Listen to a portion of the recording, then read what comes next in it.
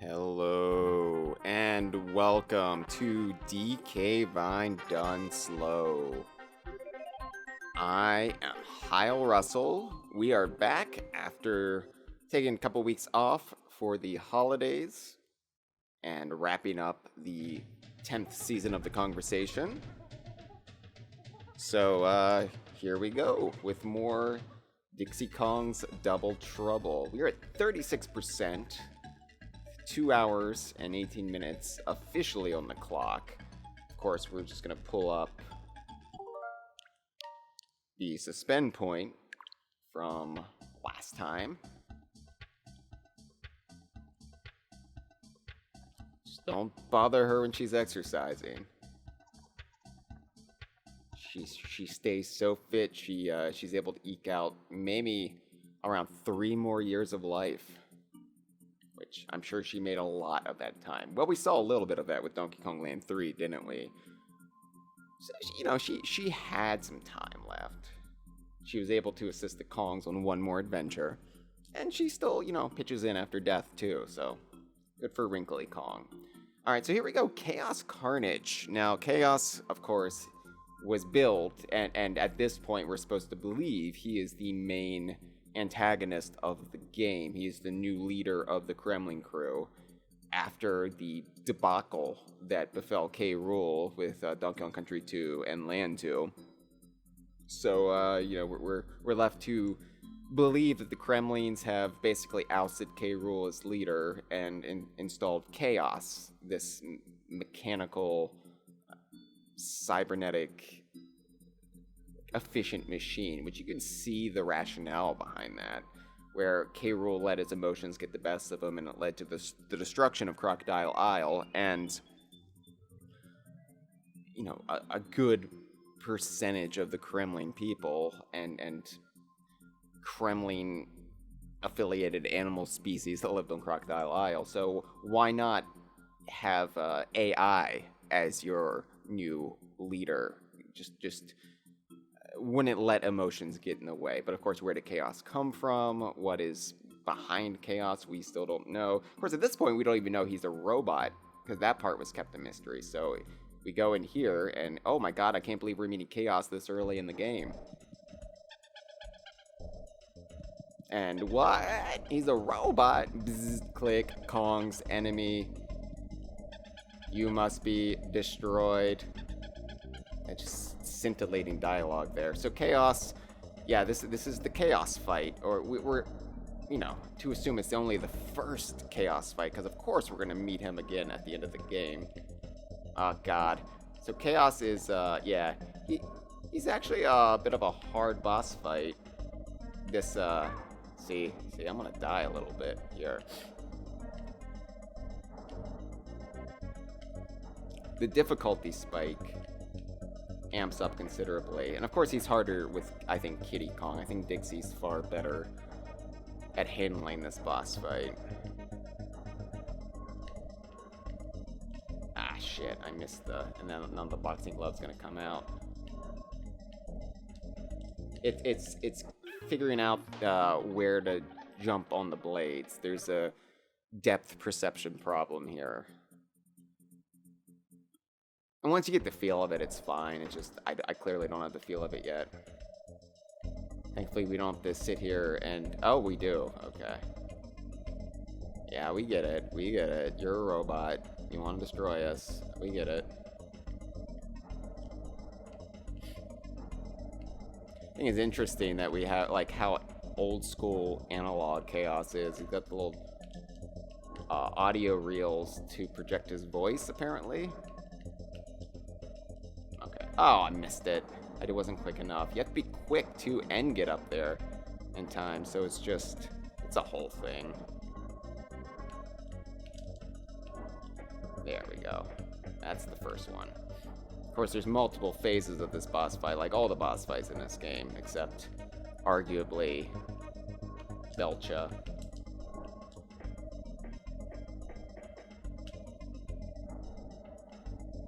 The boss fights in this game are pretty good. Like, people who are weirdly dismissive of Donkey Kong Country 3 I don't think they factor in the boss fights. And yeah, I'm worthless with Kitty in this fight, so.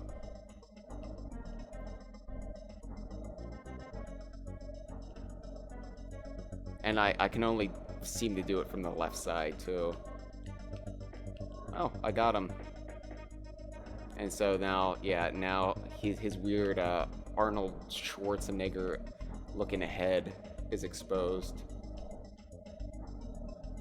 Which I do like the design of Chaos, as weird as he, as weird of a concept as Chaos is.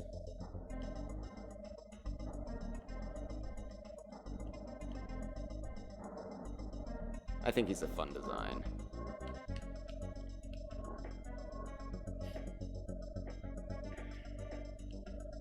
Alright, now I've got to evade this helmet. And I didn't do it.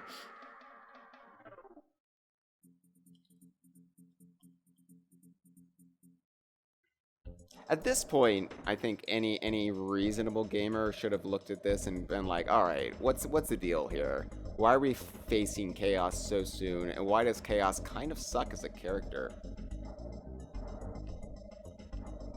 Because, yeah, when they announced that K. Rool wasn't going to be in the game, allegedly, and he was getting replaced with the new leader of the Kremlins, Chaos. You know, I'm picturing Chaos, you know, harkens back to, like, for me, in my mind, in my mid-90s brain, I watched reruns of Get Smart on Nick at Night, so Chaos to me was like this Cold War era, like, James Bond-esque spy organization, and so I was picturing somebody, like, who's going to look more like a Russian general or Soviet Union, like something out of like a Bond movie or just of that era, you know, really lean into the Kremlin name. And I wasn't expecting a robot. I was expecting somebody like less goofy than K. Rool, and instead we got something far more goofy. But ultimately, I mean, it doesn't matter because it's just a misdirect.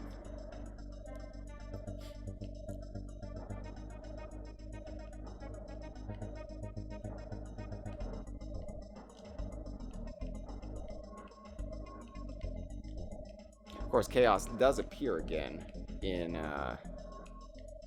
Donkey Kong Land 3. Most people don't remember that, though.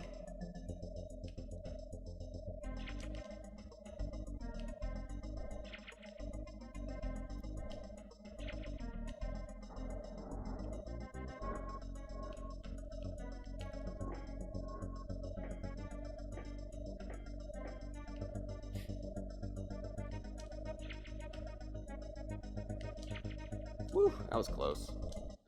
That wasn't. They got me there.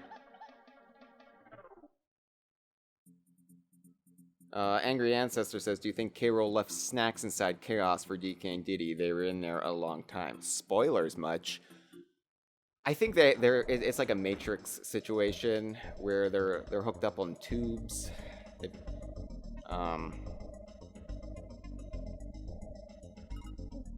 Let's start with Kitty. Because if I can get through a good part of this fight with Kitty, then I'll be in good shape.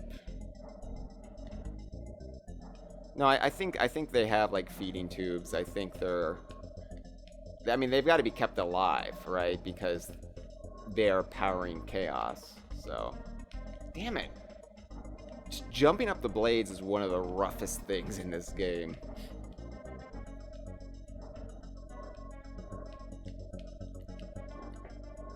I do like how this boss fight effectively has a whole nother round, but it's in Chaos Core.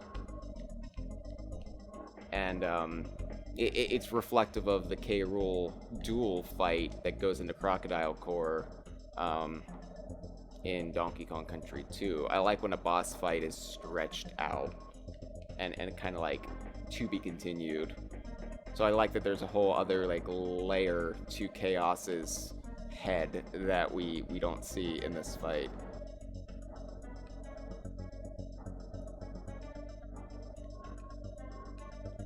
Or, I mean, doesn't come into play in this fight. Alright, let's see how I fare here.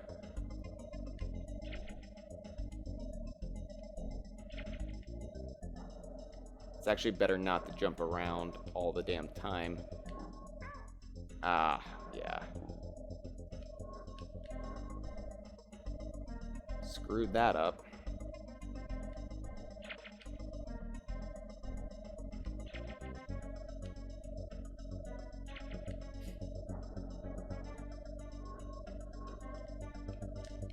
It's kind of absurd how wild the series got in just 2 short years. I know I harp on that a lot, but this is a far cry from the original Donkey Kong Country. I'm not really complaining, because I think third entries can be sillier and more over the top and broader, so long as the heart of the series is maintained. Kong's win! This freaks you out here. Does not compute. Next time we meet, Chaos will win. That's far too many exclamation marks for me to get on board with. And oh, it's Chaos's dildo. Oh. It's like, what is that? It looks like a flute, honestly. Like, it doesn't look like, it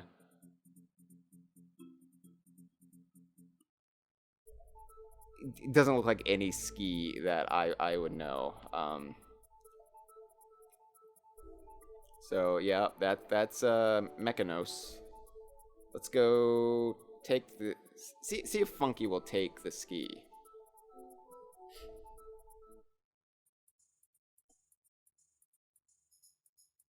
Hey, Dixie, a ski. Not too shabby.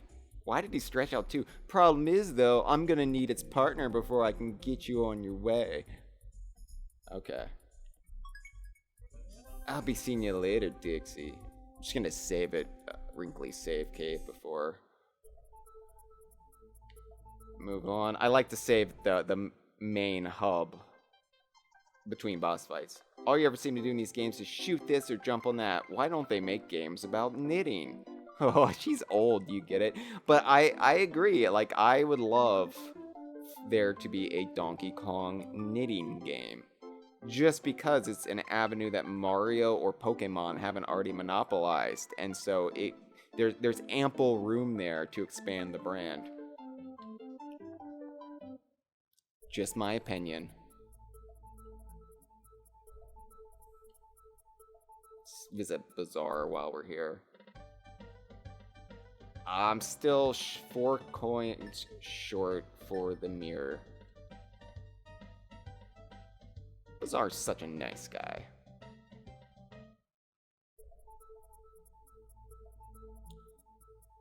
So we have some theorizing in the live stream chat. Chris is here and is talking with Angry Ancestor. And Chris says, do you think those boxing gloves were saved by K. Rool and reused in DK64's final fight? And Angry Ancestor says, Snide also has a boxing glove in his HQ. Perhaps he was around to help build Chaos. Chris says that makes an excellent amount of sense. And so we have FEHEATHRENN. I'm terrible with names, I'm sorry. Are we told what Chaos stands for at any point? And Kokoro Gensu says, I mean, at this point, there's probably a knitting game, just not with Wrinkly. Nintendo prototyped a knitting machine for the NES. I don't expect it to star Wrinkly, but there's heinous bossmen. I like that verbiage there. I like that description, that adjective there, Funky. Heinous bossmen. I'm gonna remember that. So, yeah, I mean, we don't know when Snide actually joined with K. Rool. Like, we know they hooked up at least post Donkey Kong Land 3 to build the Blastomatic and the Mechanical Crocodile Isle, but they could have been in league like after the folly of the original Crocodile Isle when K. Rool went into Exodus here in the Northern Hemisphere. This could be where he met Snide. I'm not gonna poo-poo that theory. So here we go. Blues Beach Hut. We're starting the world with the Brothers Bear. This is unprecedented. This is a first.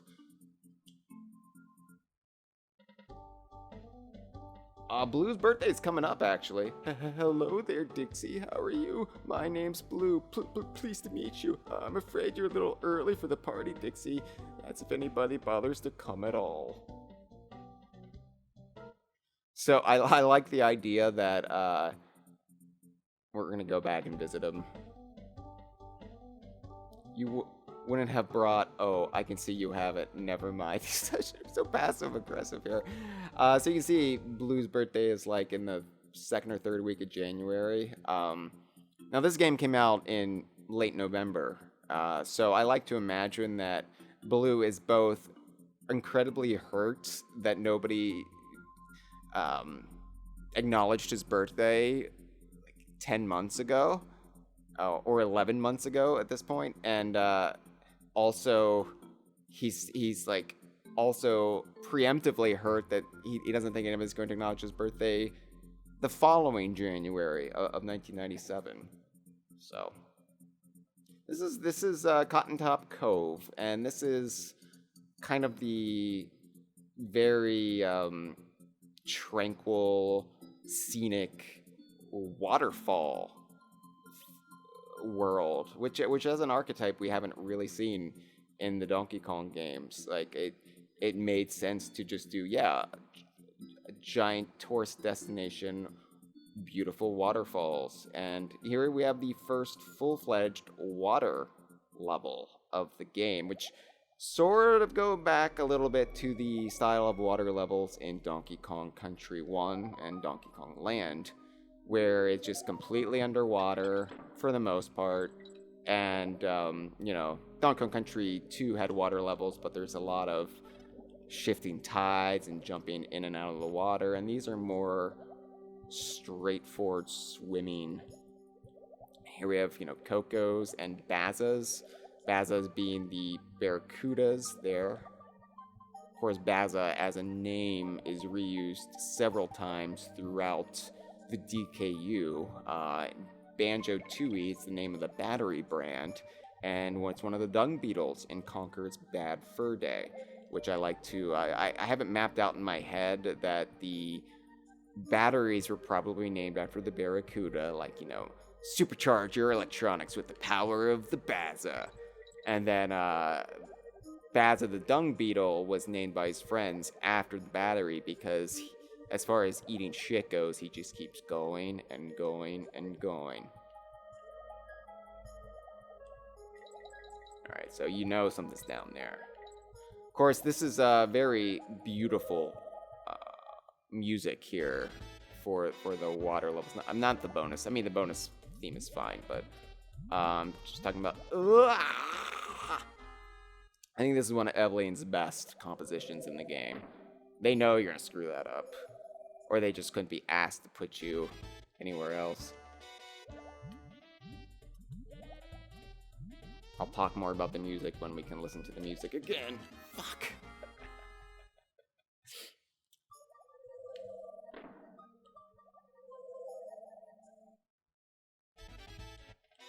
Alright, I can do this.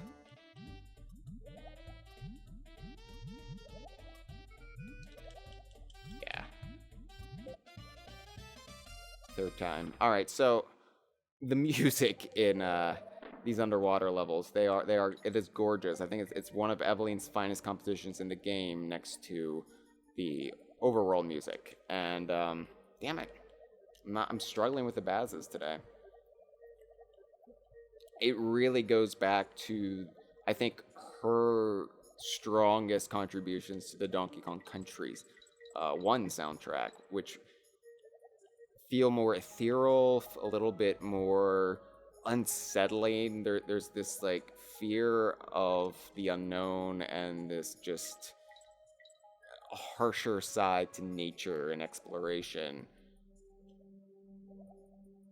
It's finding melody in soundscapes versus I mean, David Wise does it too, but David Wise has his own style, which is more rooted in sort of new agey compositions.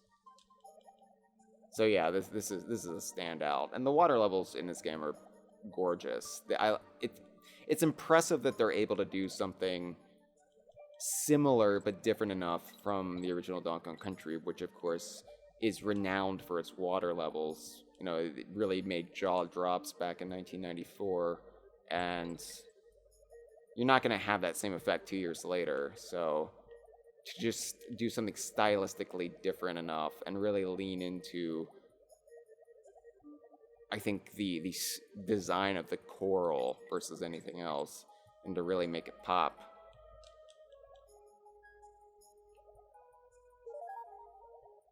Three more coins until I can buy a mirror.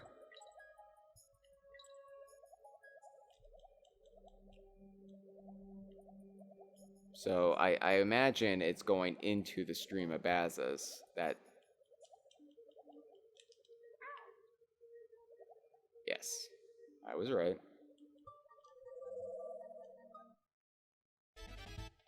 Bash the baddies, but how? Vanguard! Yay! Oh, these sneaky little Cocos.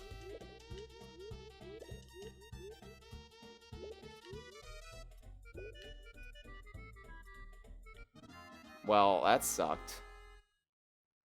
I gotta try that one again.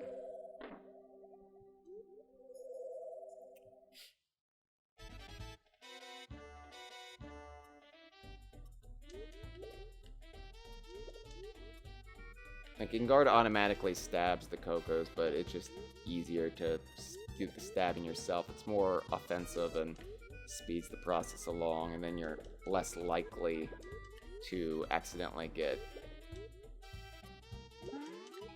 hurt by a Coco. And now I'm in guard. Terrific. And yes, Enguarde can take out the Bazas. Even though you don't really want to tangle with them too much.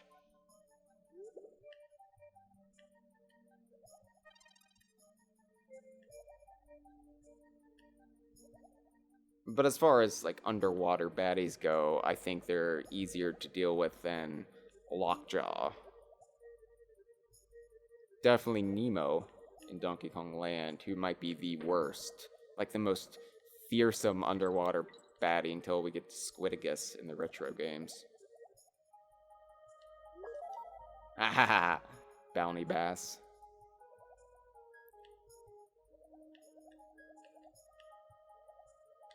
Wah! Thankfully, Enguarde is a much better swimmer than either Dixie or Kitty. And so here we have the little conceit. We need a place to put coin. So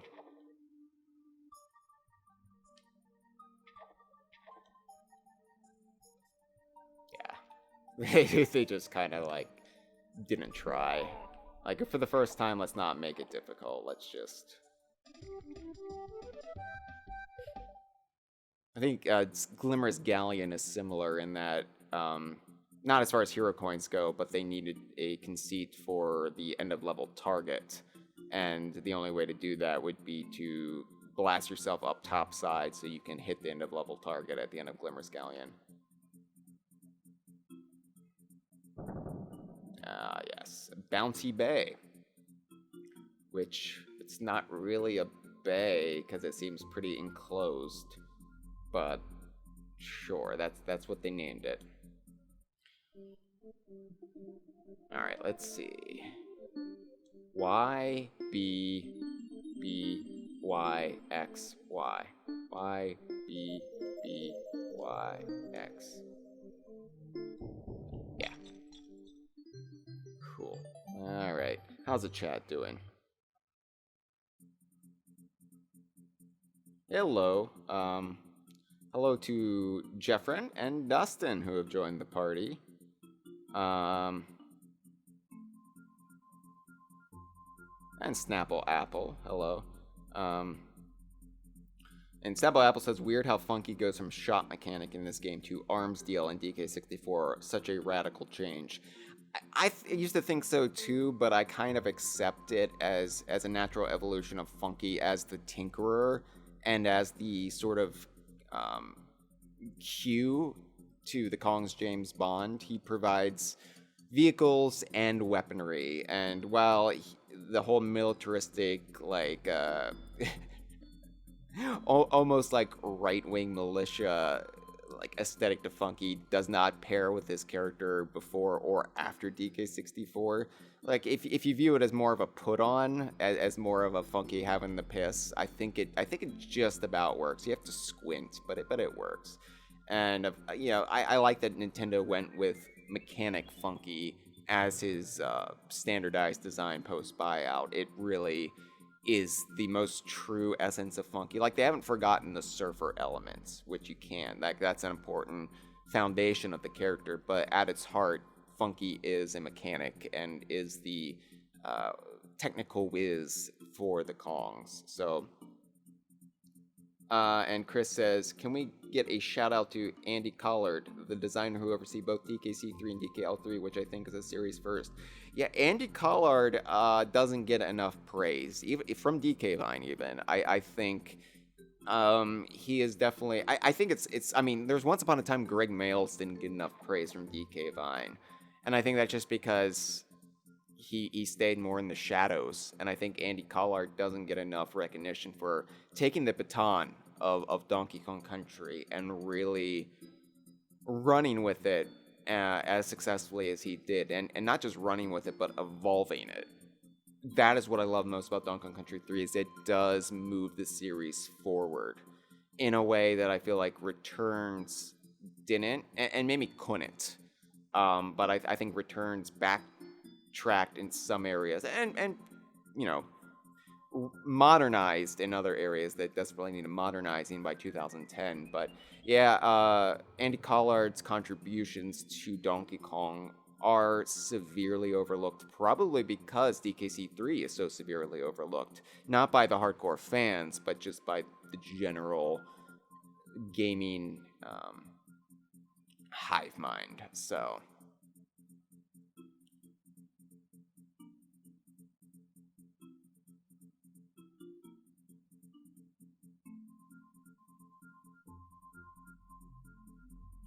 Jeffrin says, essence of Funky is the clone I never knew I needed.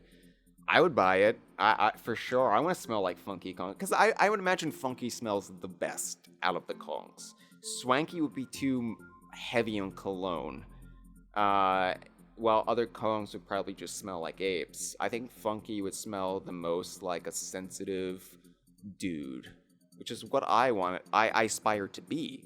I aspire to be a sensitive dude. So here we go, the first waterfall level. And I think this is really where, for the first time in Donkey Kong Country 3, I went, whoa, this is cool. I think, we're going to talk about Crimple there in a second, but I think this is the first time there was really a set piece in this game that really made me go, holy shit, this is beautiful. There's a lot of Donkey Kong Country 3 that is beautiful before this, but I'm talking about, when you first play the original Donkey Kong Country and you go into the storm in Ropey Rampage, or you go into Coral Capers, or Donkey Kong Country 2 when you're first, you see the ocean behind you in Pirate Panic, or you see the brambles in Bramble Scramble. I think this is that moment in Donkey Kong Country 3 where you're like, I haven't seen this before in a video game. This is beautiful. So Crimple is the big, muscular, tough Kremling dude of this game, replacing Crusha/Cruncha from the first two Donkey Kong Country games. And he's just a big, nude, ugly guy. Very obviously a Mark Stevenson design, which I do love all of Mark Stevenson's Kremlings. We got this hidden barrel behind here. Where does this take us? So this is confusing because this stage is called Rocket Barrel Ride, but later on we're introduced to another Rocket Barrel, which I think is the Rocket Barrel. I think these are jet barrels, maybe? I forget. And then, of course, the rocket barrel in this game, near the end of this game, is more of a prototype for the rocket barrels that would come into fashion in Retro's Donkey Kong games. So,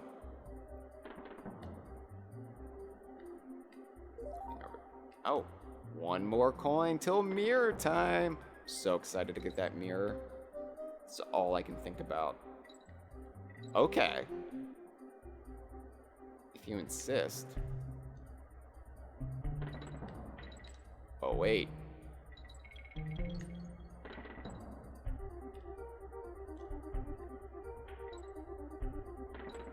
Okay, there we go. I just had to hit the right barrel. Ah, I can buy a mirror now. So exciting. They hide stuff in the corners. It just makes me want to check out all the corners, and I can't concentrate on going upwards.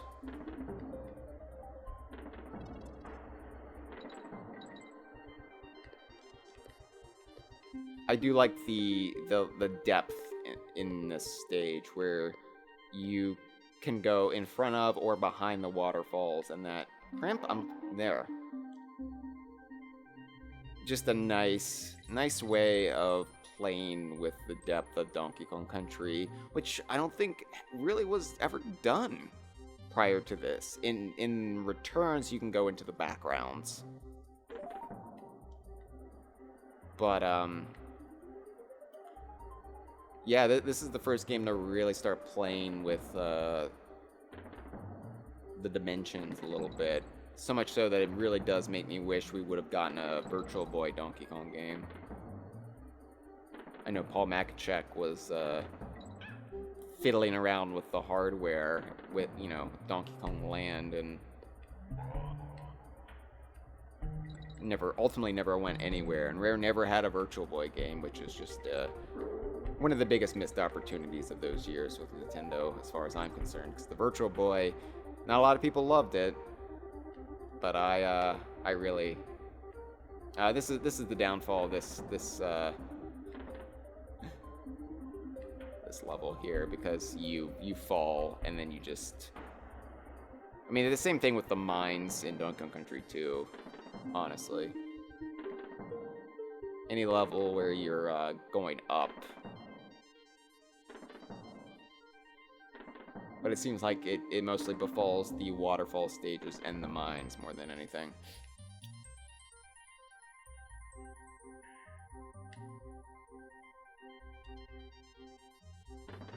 Well, alright, I'm drunk.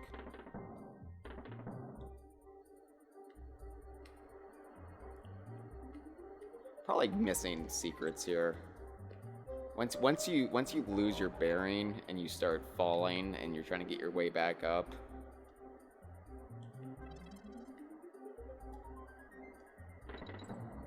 Alright, I see you.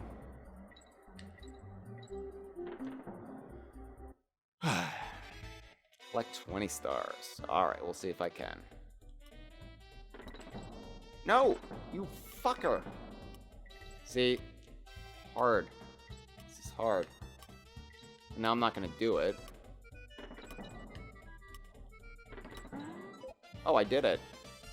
Nick of time. In a knick-knack of time, because that's how I got over there. I jumped on knick-knacks. That's what they're called. Knick-knacks. I love the little flowers on the growing on the mossy cliffs.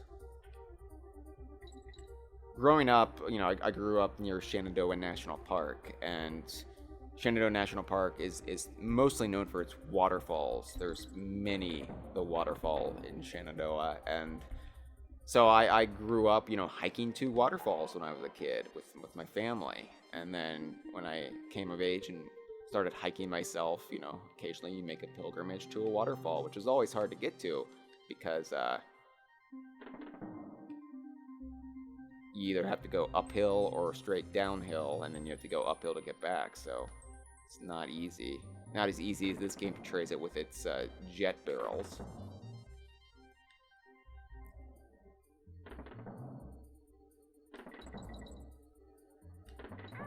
Oh, I was impatient. Hey, it's Perry, the parallel bird, everyone.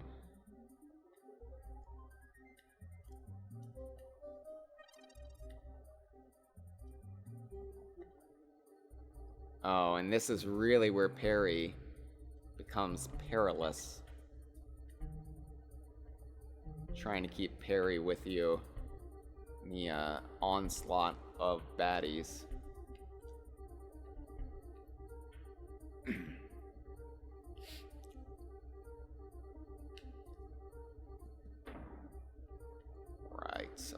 Alright. Ah, fuck. And I lost parry too. Gonna have to...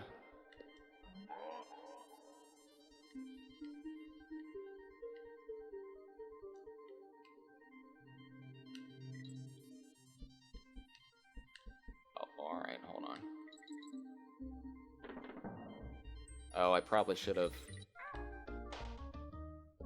Alright, well... Probably for the best.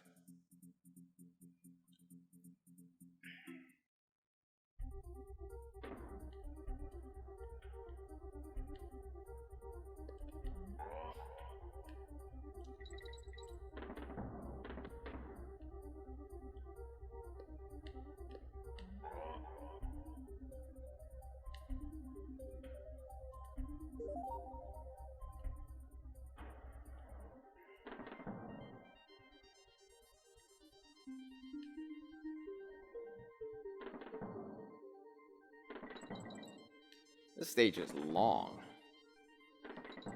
I mean, at least it feels long. Alright. Another shot at keeping parry. Alright, but you know what? Yeah, I'm sorry, Kitty, but Dixie's probably the better choice at navigating this part. I don't like to rely too much on Dixie, because she can be a crutch that actually atrophies how well you play this. And then, you know, sometimes Kitty is actually the best. See, I did it again right there. You know what?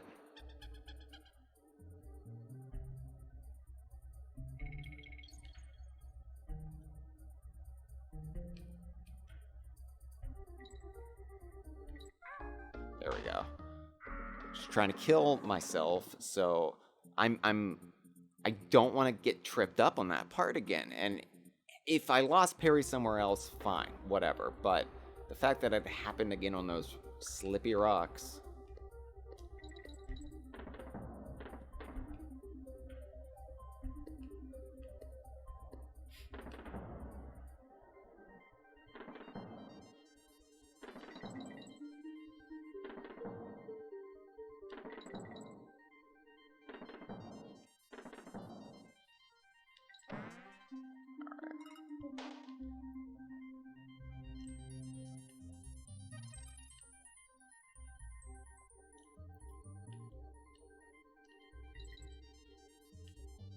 It's a shame that Perry never came back.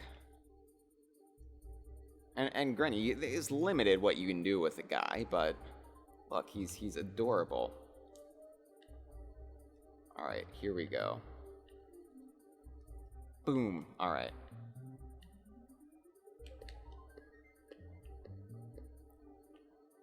I don't like this. Here. We're gonna...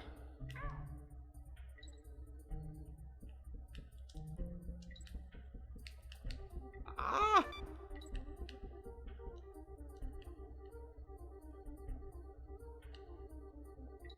Oh, fuck.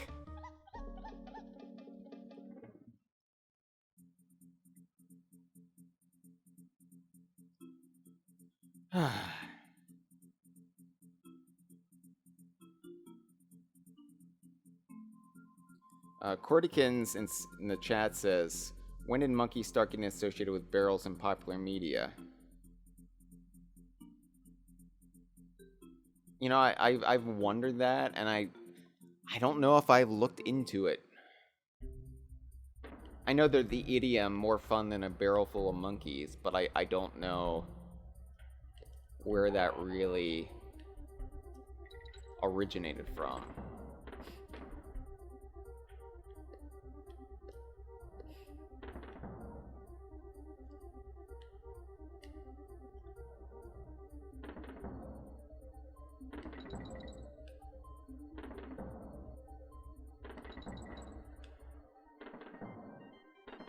I do like, you know, that it stuck with Donkey Kong, that it was an aspect of the original arcade Donkey Kong throwing barrels, and then Rare was able to just incorporate it so effortlessly into the world of the Kongs and their lifestyle. I think it's really cool how what could have just been a minor element from the arcade game continued to persevere, and not just in a like offensive weaponry sensibility, but for everything, for transport, for restoration.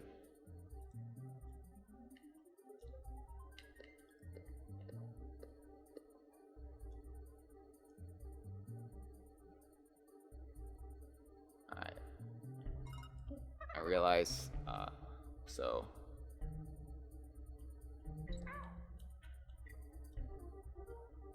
better losing Kitty than Perry. No offense to Kitty, but this fucking sucks. And all I get is a blue balloon, so was it worth it? Probably not.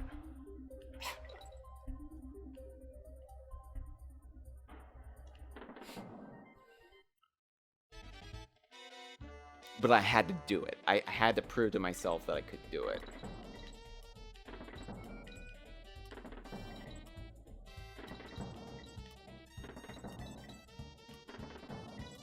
The amount of lives I wasted doing it negates the blue bloom, but whatever.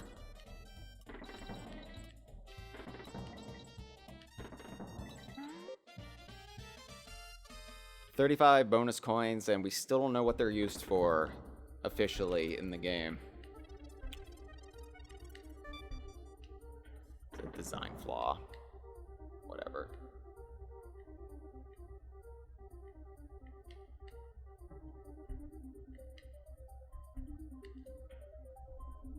Ah.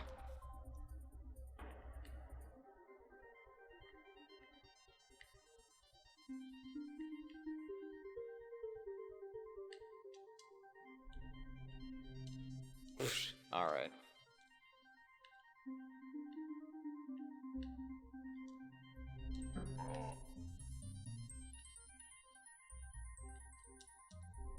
No, don't throw it up.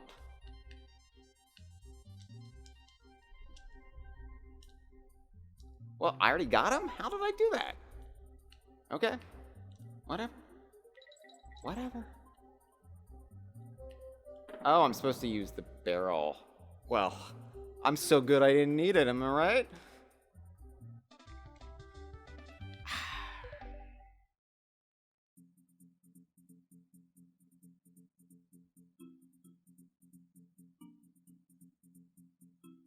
Angry Ancestor says that was weird. That was Donkey Kong Country 3.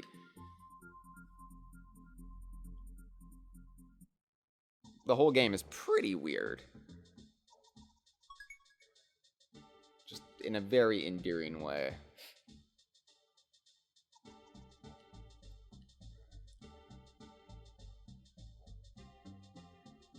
The bird shit in there must just be horrific at this point. Do banana birds shit something similar to banana pudding? Because if so, sign me up. Creeping Clasp. Oh, it's our first rock face level in the game. Let's do it. Oh no, it's not. I'm wrong. Sorry, I was thinking about the other Clasp. No, this is just a dog. Never mind. Shut up. I don't know what I'm talking about.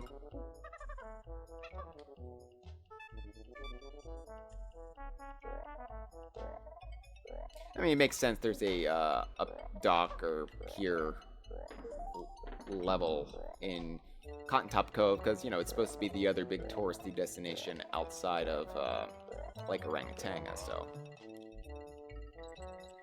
There are lakes here, so why not? So here we have a Nibbla. Serving a very similar function to Snapjaw in Donkey Kong Country 2.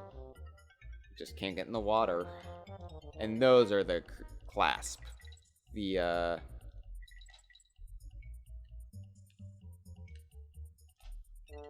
I guess the equivalent to Kaboom in this game. Except, you know, the innovation here is that they chase you on the ropes.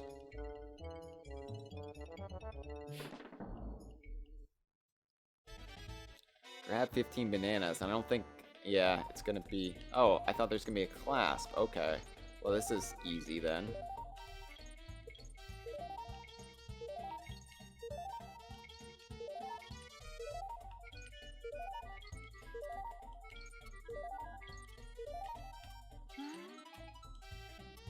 Yeah. There's wildly divergent difficulties in the bonus stages in this game.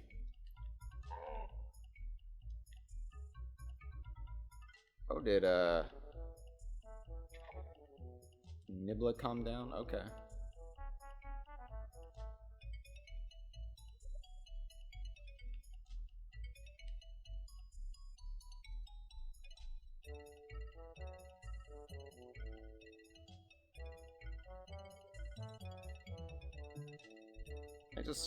Oh, there he is. Shit. I was like, where did he go?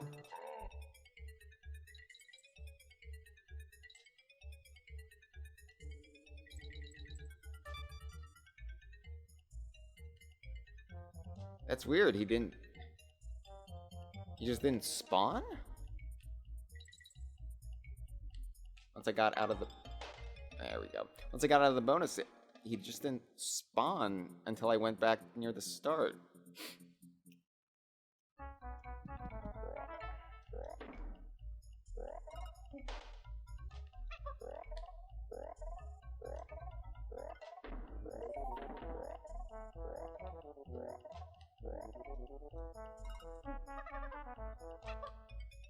True.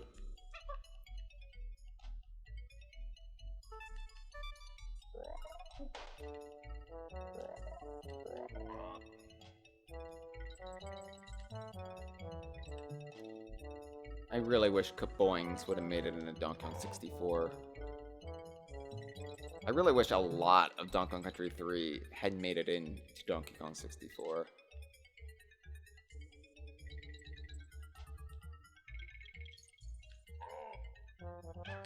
Shit. Oh, alright. Don't mind if I do. Things white people say when they play Donkey Kong Country 3.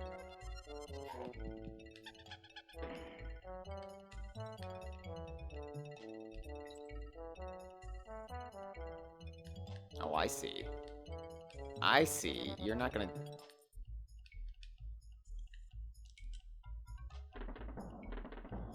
Could have just put the bonus barrel there. You didn't need to have another barrel to fire me over to, but it's fine. Alright.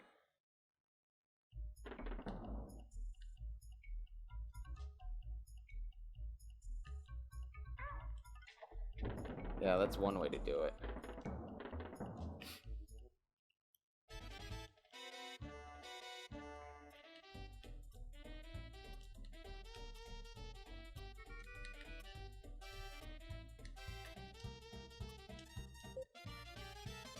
Dixie was the better choice in that situation.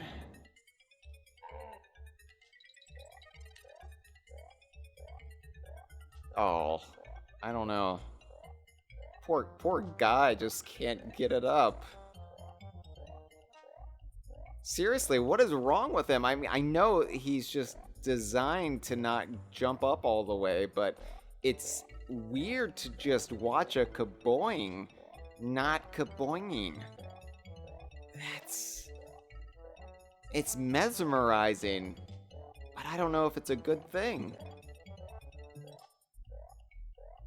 Oh my god. Look at that spring in his tail just going.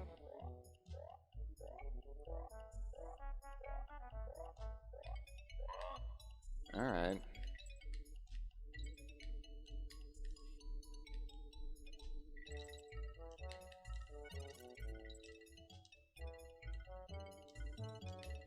They got me.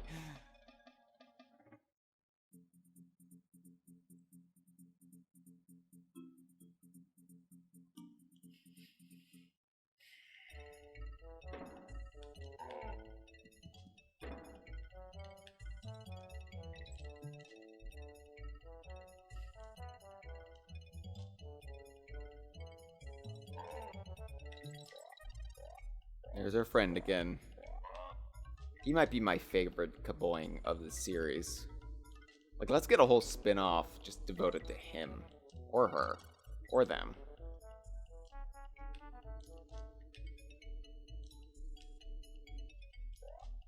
Oh no, there's more! It's a whole tribe.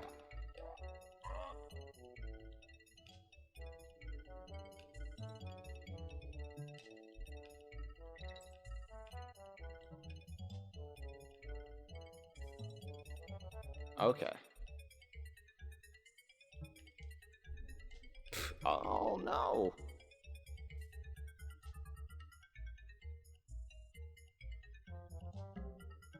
All right.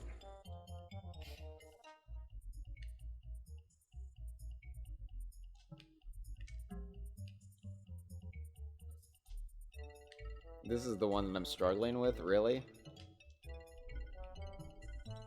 Alright, I know what I have to... I'm throwing it too high. I shouldn't throw it on him. Should go over here and do that. And now I can leave.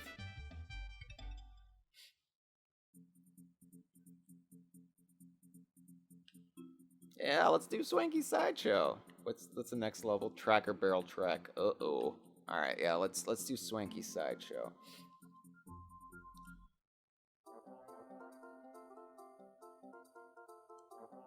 King's Ransom and top quality prize as well. Let's do Race to 25. I think that's my favorite. Come and have a go if you think you're good enough.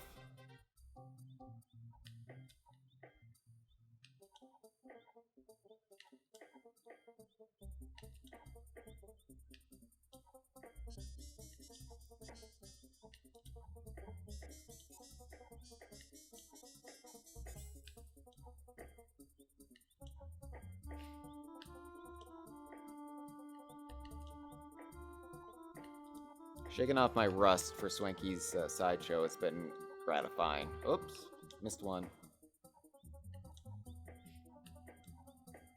It's a fun little game. Oh, I missed another one. It's gonna catch up.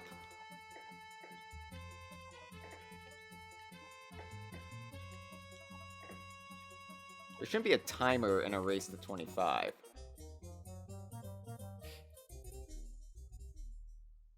Wait till I tell your parents who we've never actually met.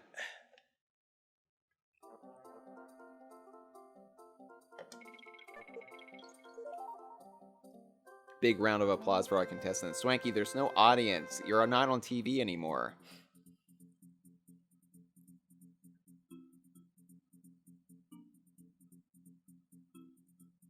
Dustin asks, is this the first time we see Cranky really active? In 1, he's stuck in his chair. 2, he's just standing around. Chris says DK Arcade. Actually, no, he just stands there. Donkey Kong 3, maybe. Yeah, Donkey Kong 3 would be it.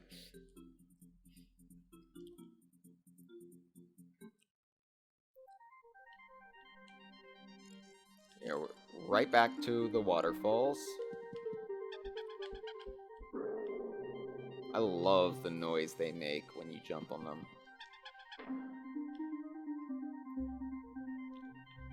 So this is a tracker barrel. It tracks you. I know at this point in the series it's hard to keep up with all the barrel variants. No, I'm going in front.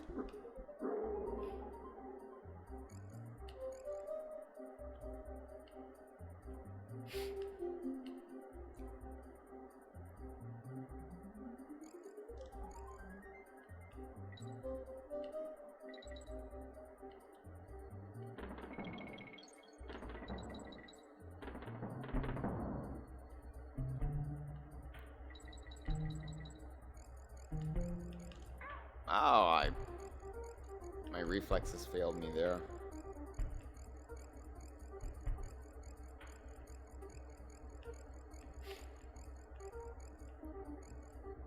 They just fall off. Cool.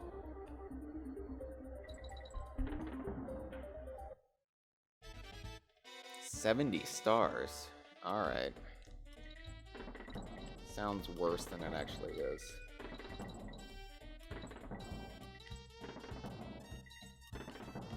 Come on. Oh no.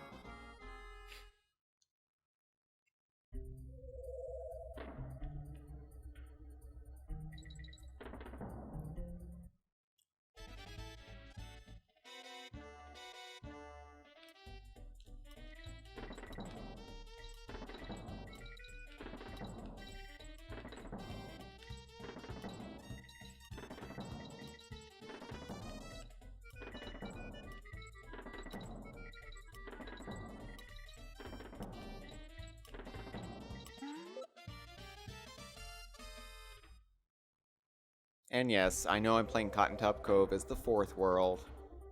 It's my stream. It's how I like to perceive Donkey Kong Country 3.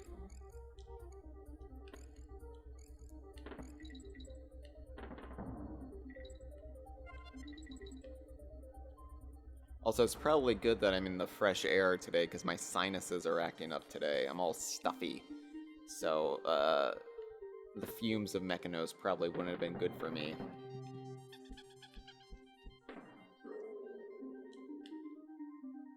Nothing over there.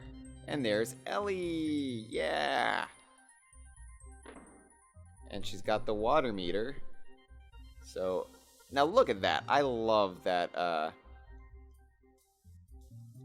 let's look at that again. Just her sucking up the water from behind a waterfall. That's just a great little animation. So yes, Crumple, yes. They can't be hurt by Dixie jumping on their head, but a baby elephant squirting water at them. Sure.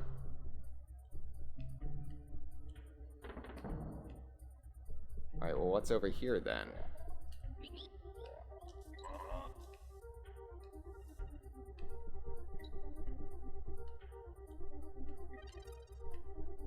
Alright, well then what's over here then? I don't like when there's two viable branching paths. Oh, okay.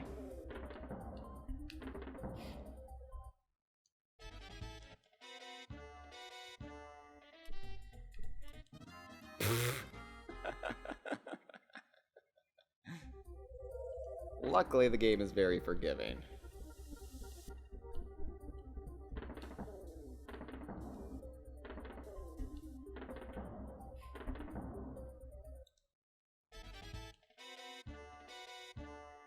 It's interesting it takes away her water meter for the bonus stage. Like, yeah, you don't need it, but just a weird shift. Suddenly not have it.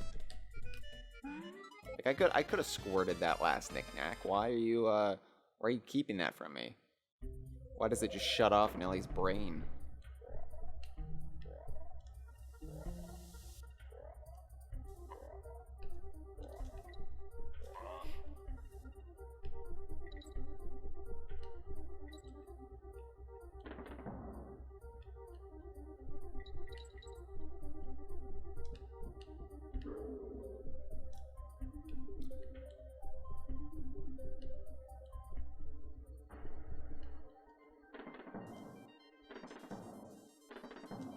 Oh, I'm a terrible aim when I'm getting fired out of a barrel and I am a baby elephant.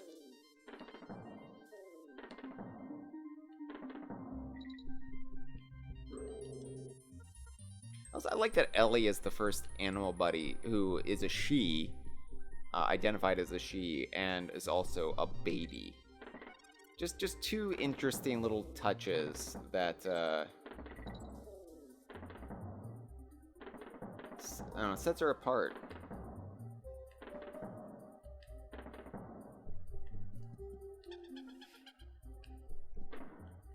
And we really do have a surprising lack of female animal buddies. Orko is implied to be female, given that she has a pod of babies in Jungle Beat, but that's about it.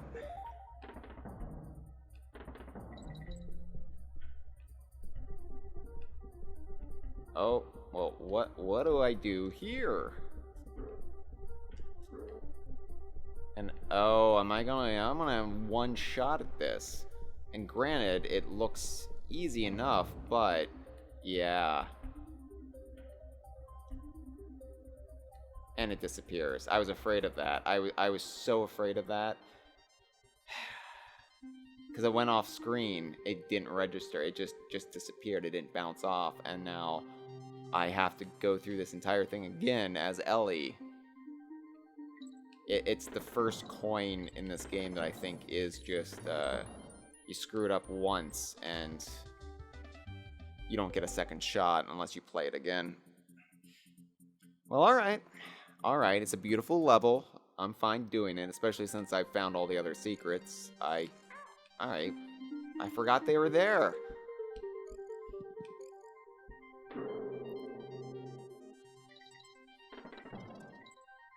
And the funny thing about that is, right, in the back of my head, I knew that was going to happen because it's happened to me so many times in my life, but it's been just long enough since I've replayed this that I didn't think it was going to be a real problem. I thought I was just being paranoid.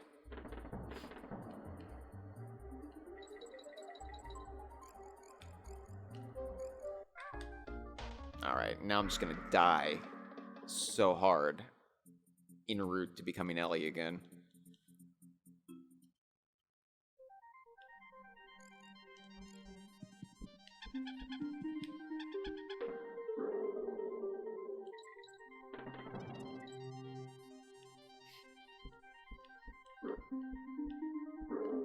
Whatever, at least I get more bear coins. Once I buy that mirror, it's gonna wipe me out, so at least I'll have some in the reserves.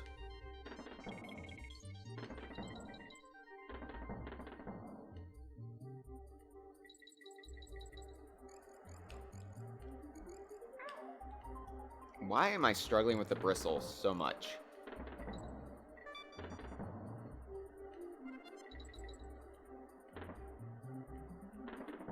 Oh, there's a blue balloon. I missed it.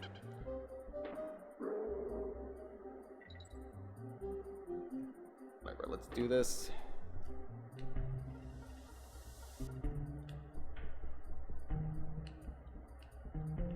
I was bemoaning the lack of Donkey Kong 64 or Donkey Kong Country 3 elements in Donkey Kong 64. I don't need to do that. And you know, it's not like Rare didn't try to bring stuff back later on. Of course, Ellie appeared at the very end of the Donkey Kong Racing trailer, being ridden by Kitty, and buzzes were going to be in one of the builds for Diddy Kong Pilot.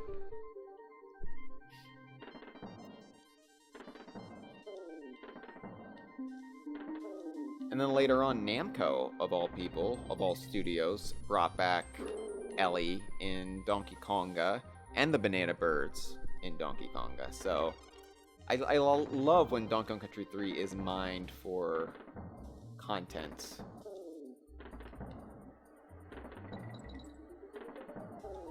Alright, this is my last shot too.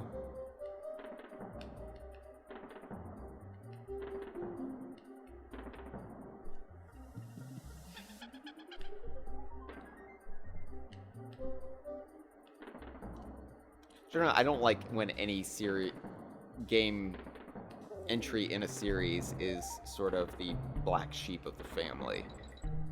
Like, it happened, embrace it, bring elements back.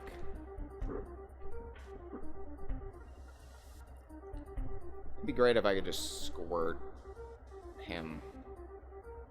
Squirt him dead. Alright, so here's what we're gonna have to do.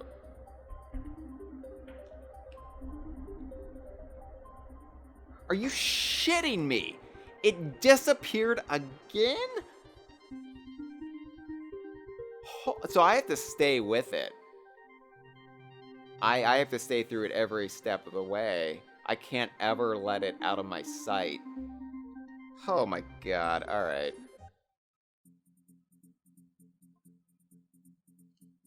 At least I can start and select.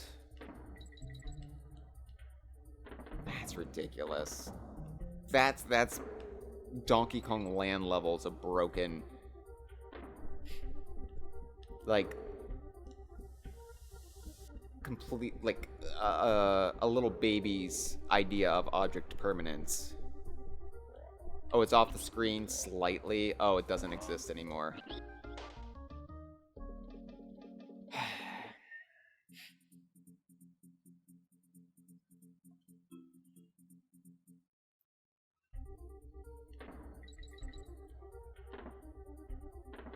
It's frustrating because, you know, I have it. My trajectory is fine. It's just vanishing.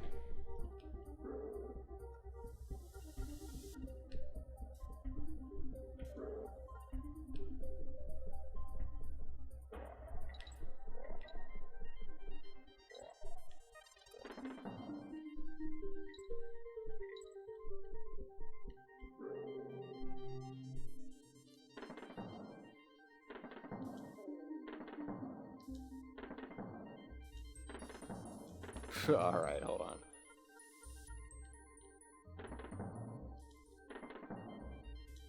Ah, okay.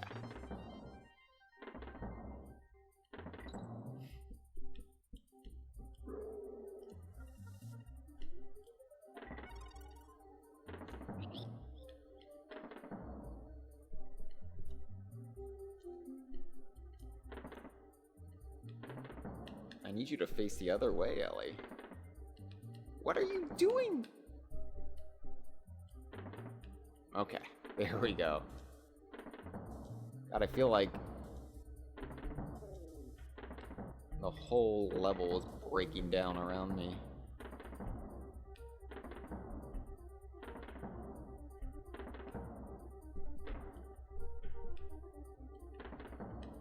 Oh, I need more water in my trunk.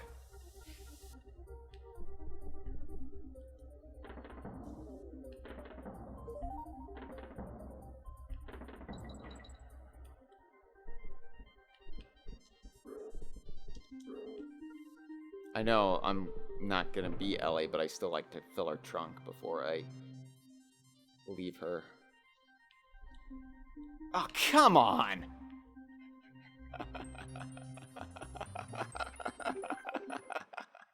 Oh, Donkey Kong Country 3, I love you. You better be glad I love you so much.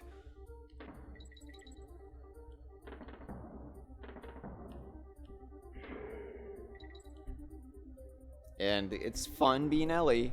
Like, I'm not complaining. This is a nice little excuse to just mess around as Ellie the elephant.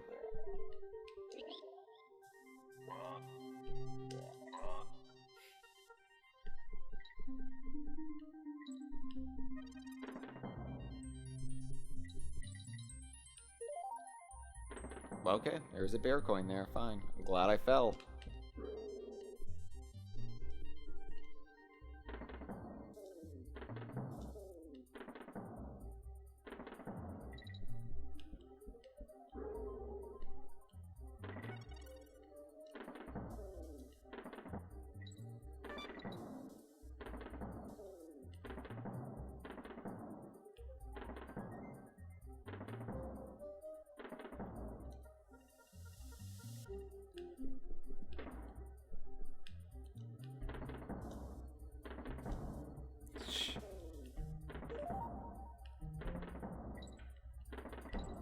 Alright, this is gonna be my nightmares tonight. I like the little flex he does when he does hurt you. Alright, Kitty, we've got to... What? What? You saw that, right? You saw it just dipped.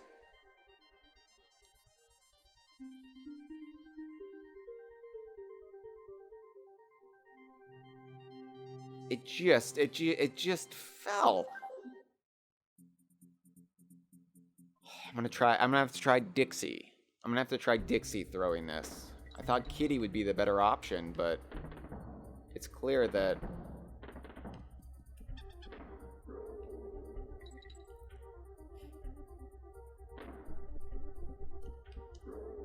something is going haywire here. And it wouldn't matter so much if this wasn't such a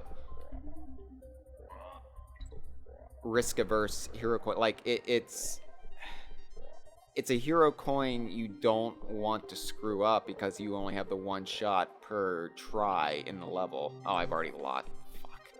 Whatever, I can get the DK barrel at the end there. So, the fact that something is so buggy about it, that it just deregisters the keg, that's so frustrating.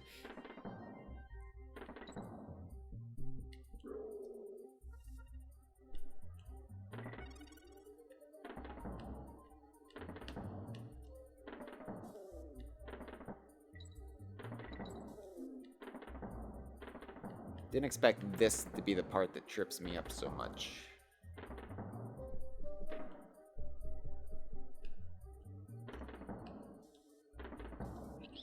Ah, fuck. Whatever. Let's get this try over with.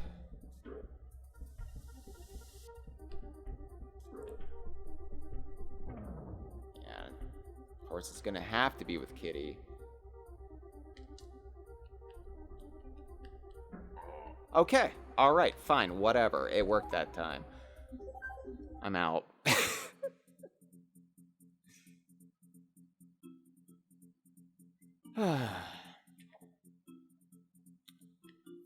Fish food frenzy. Alright, here we go. Fish food frenzy. Now this is the controversial, is this Nibbla an animal buddy debate? And I'm going to say no, he's not an animal buddy, because no animal buddy would actually turn on you as he does. You have to keep him fed. That's the gimmick. See, he becomes happier the more cocos he eats, but if he's not fed, he will turn on you. And it's a really clever gimmick for a stage, but this does not mean he is an animal buddy. Oh, and they eat the lurchins and they get angry because they're sharp. And now he's getting angry. He's getting angry. Eat the cocoa. Eat the cocoa. Okay. So there's this fear factor over you the entire time. Damn it. Eat the cocoa. Eat the cocoa. Don't eat me.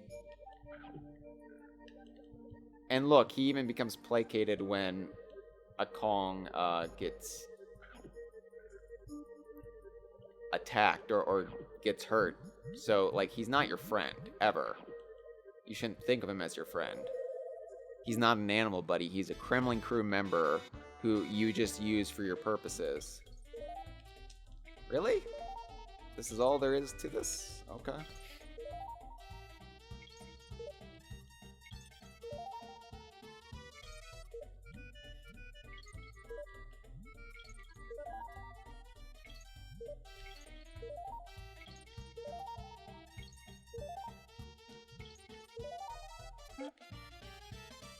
Alright, we're at 40 bonus coins. Don't eat the lurchins. I said don't eat the lurchins. Then eat the cocoa. Why aren't you eating the cocos? Thank you.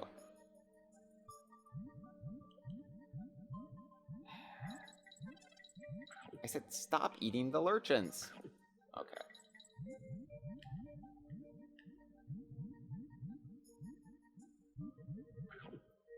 Oh, there's nothing down there. Oh my god. This is bad. Eat it. The cocoa, cocoa. Ah!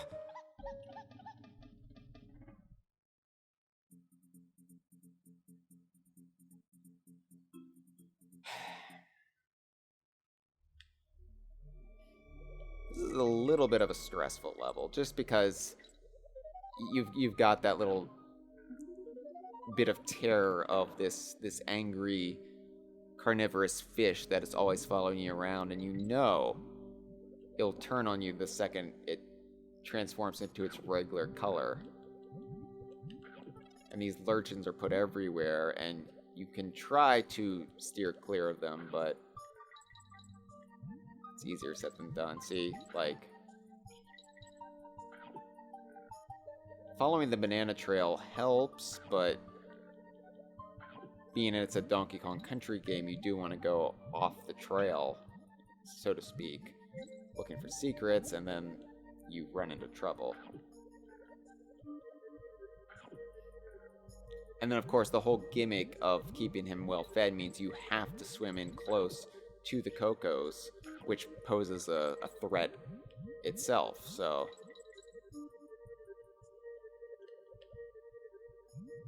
And then you miss one, and it's like, go back there.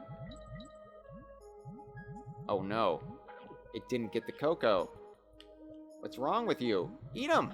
Okay, now we're going, and now we're hitting the star barrel. Everything's fine, everything's cool.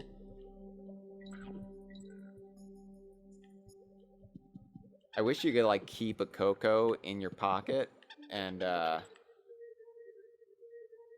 break it out when you're in trouble. Like, yeah, here's a freebie Coco.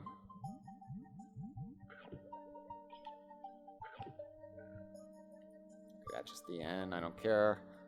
This isn't a retro game. Got it.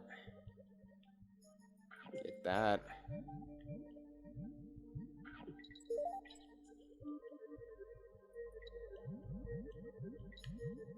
Avoid them.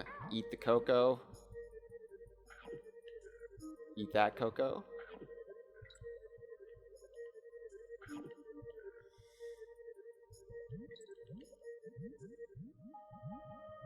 Don't. Alright. Fine. Just get you to another Coco before you turn on me. Just a G.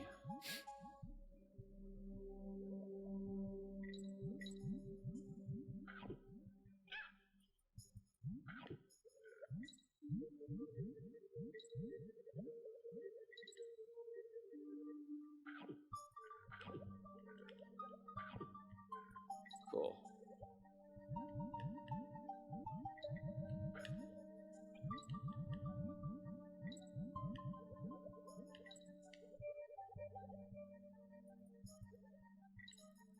See, there's a no animal sign, but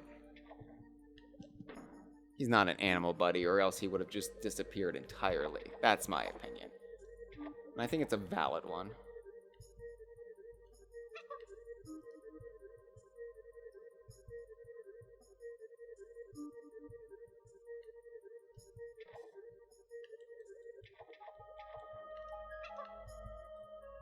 Oh, come on.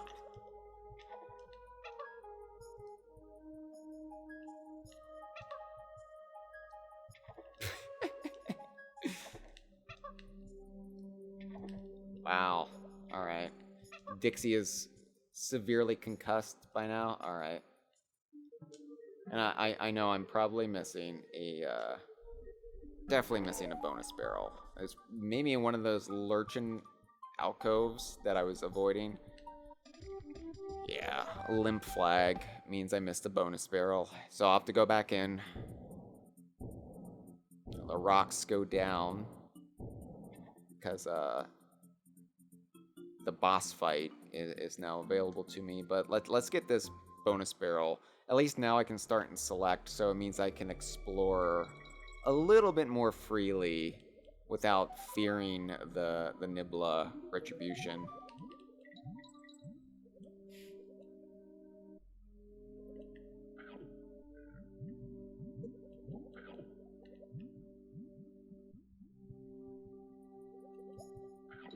A stressful stage, not the most stressful underwater level in Donkey Kong, but it's up there.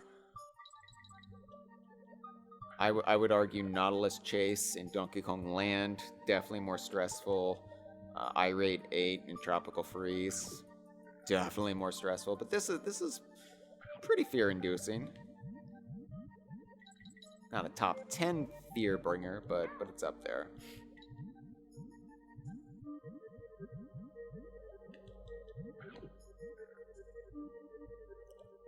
Probably gonna be after the star barrel since I got the bonus barrel early on.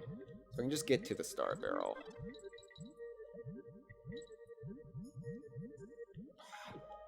Alright.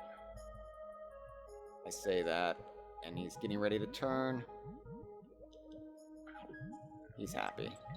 I'm happy. We're all happy here. Okay, now I can explore a little bit freer.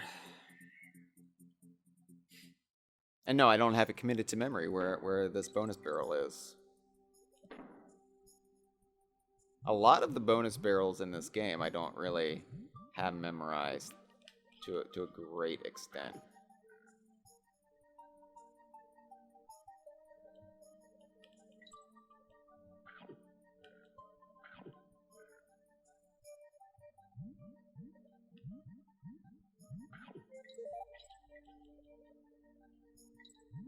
You know, dude, if they're making you so unhappy, just stop eating them. Yeah, so there we go. And he's happy because he bit into Dixie's flesh. Oh, is it really just up here? Yeah. Alright. I know now. So it makes me wonder if it satisfies him. Is he actually taking a chunk out of their flesh? Is he consuming a part of Dixie and Kitty? He must be. And if he's this hungry all the time, does he have a parasite or something? Because he's fed several times. If his metabolism is this out of control, if he's this ravenous, then clearly there's something going on there that's not healthy or biologically conducive to a healthy life. I'm worried about him.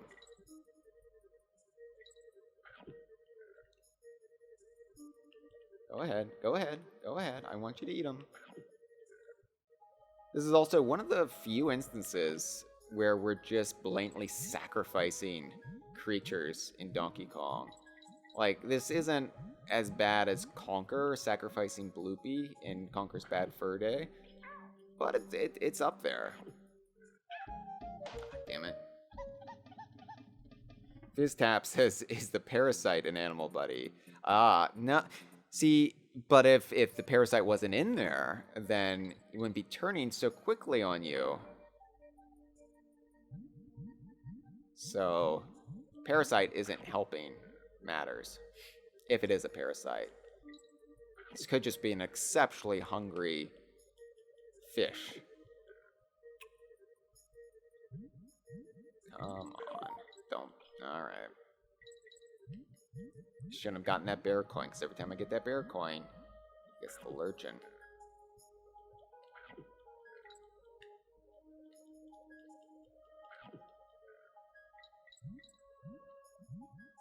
Okay, I thought that was a secret area. It's not. It's just the regular path. I am the fool.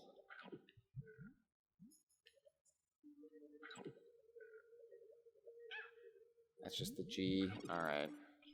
Now I know.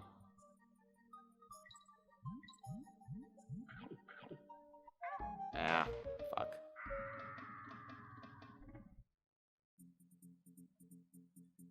Yeah, Chris says you got the one before the star barrel. Okay, so Chris says the bonus level here is, spoilers, wait for it, above the third lurchin you dodge right before the no animal sign. Alright. So it is in a lurchin alcove. See, I feel like that's one of those cheap bonus placements that the sequels got away from, that the first one was notorious for, because there's nothing to indicate that they would put anything with the lurchins. That, I mean, it makes sense. I'm not dismissing it.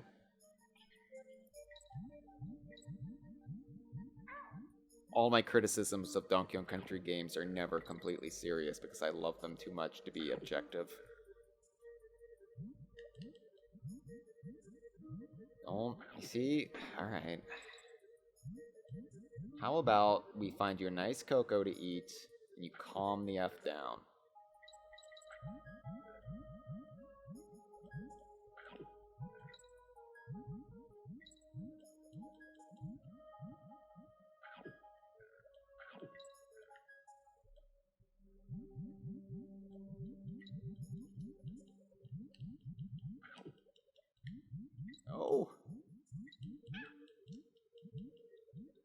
There it is. Alright. So this is going to be a bash the baddies where you have to feed him, right? Yep. Yep. Which makes sense. I'm not faulting the design here. This is actually clever. I would actually have a problem, a philosophical problem, if they didn't do this. But it would really help if there was a counter here, so I know exactly how many cocos I need and where to go. Alright, now we go up.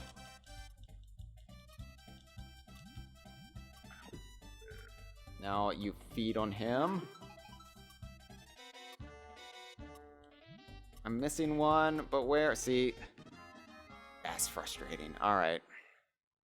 Is it gonna put me back? No, where did it put me? Bastard.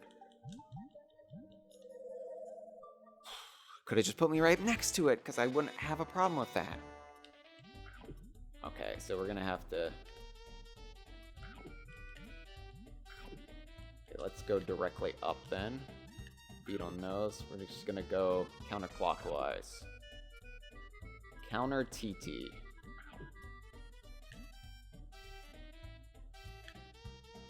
Go up there. Alright, now feed on this one. Now we're gonna go down and you feed on these two. There it is. Okay. Now let's just had to bring strategy into it.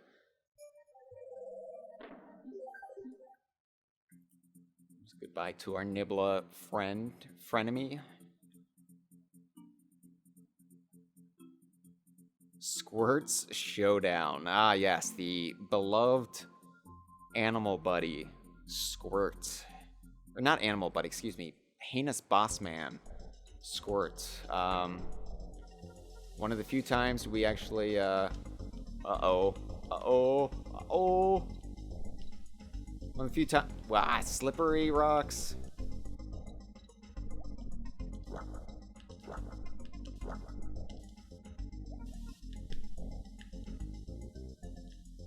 Ah, he squirted all over me. One of the only times we fight a boss with an animal buddy, hence my little malapropism there. Of course, Squawk's got honors in Donkey Kong Country 2 and Land 2 against King Zing. Ellie gets to do it here, and then Ingard will have some fun with it later in the game. Oh, the slippy rocks are the hardest part in this.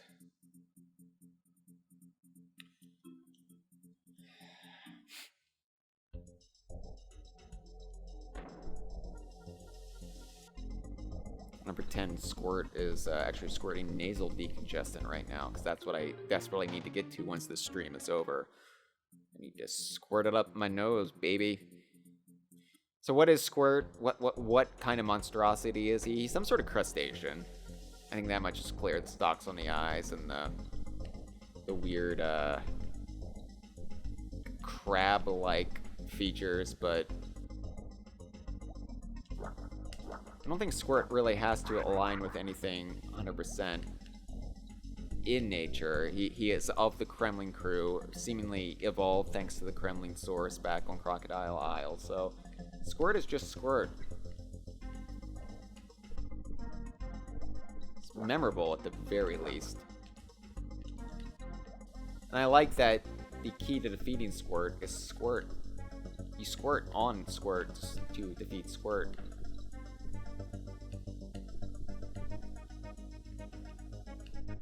So, you know, it's one of those times where you just give them their own medicine.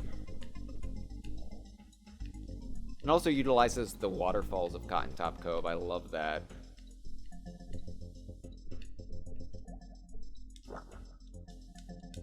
Ah.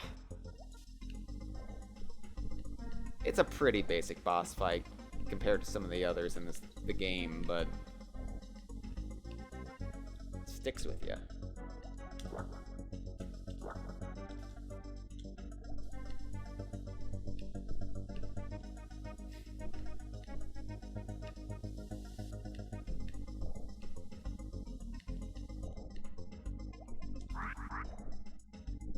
Okay, that's it. And I got both skis now. Excellent. Why did he have a ski up his mouth? That's Cotton-Top Cove.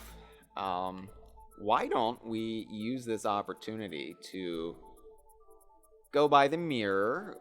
We can just go take care of some loose ends, and then we'll upgrade. Well, I guess we'll upgrade right now.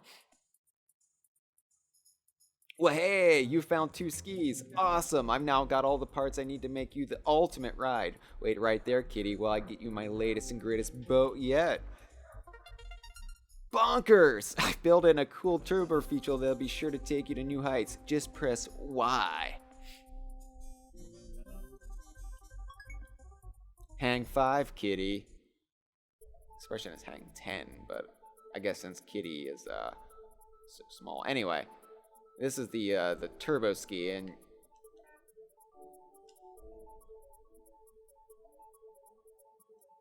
it can take us up various waterfalls. So, shh, kitty, I'm on my last life, and you're breaking my concentration.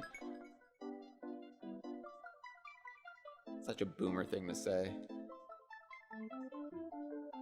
Well, I guess Wrinkly isn't a boomer, though, is she? She would be of the greatest generation? No, she might be in between. I was gonna say, oh no, if she's of the greatest generation, then she's gonna be dead soon. But I guess we don't have to worry about that since she died, 23 years ago?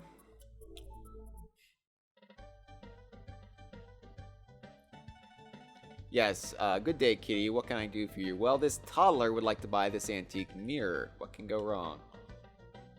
Cranky's great-grandfather's. Yes. Yes, please. I can tell you now, my friends, that you have made a very worthy purchase. Are there secret caves? You know, like the ones we've been finding all game long? Quite a lot, actually, but if you want me to tell you, it'll cost 13 coins. Why 13? So how about it, kitty? Would you like to hear more? Tell me, oh wise one, says the sarcastic toddler that shouldn't have that amount of verbiage. I'll find them myself. Well, some are hidden on islands and mountains, and you'll need Funky's assistance to get to them. How many secret caves are there? The answer is in the number of coins you paid for this information. Ha ha! Alright. See you so long. Bye-bye. Gotta save the mirror.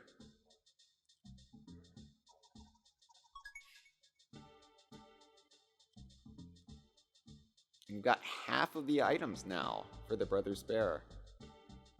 Making good progress.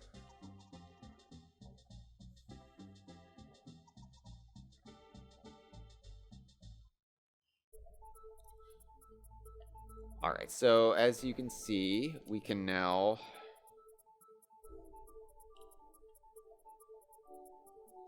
boom! Now I'm up here. Undercover Cove. Okay, these are gonna get harder now. A, Y, X, A, X, A. A, Y, X, A. Oh, it was X, A, and I hit, okay. Whatever. Not the end of the world. I can do it again. X, B, B, X, B, B, X, B, B, X, B, B. Yes, sometimes you screw it up and then you go in and you get a far more memorable one, and so it's not a problem.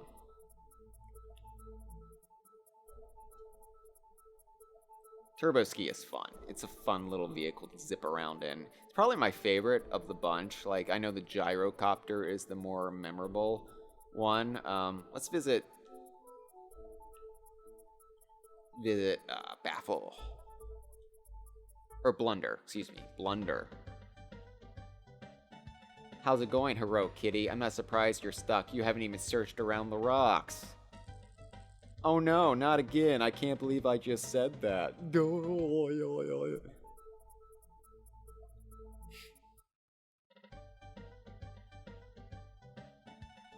Okay. No, I'm Blunder. Yeah. Blunder sucks. I mean, I love him. And nobody ever say anything about Blunder. Never criticize Blunder in my presence, but he fucking sucks.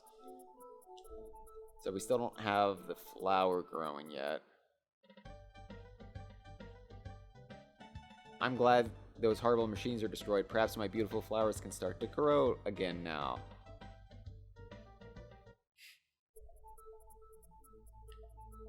It's not growing yet. I'm not gonna raise Crematoa yet. I'm gonna let that stew a little bit. Let's go ahead. Oh, I just need to get a... Oh, I'm not pressing the right button, that's why. Okay. So here we are in the upper regions of the northern Cremisphere.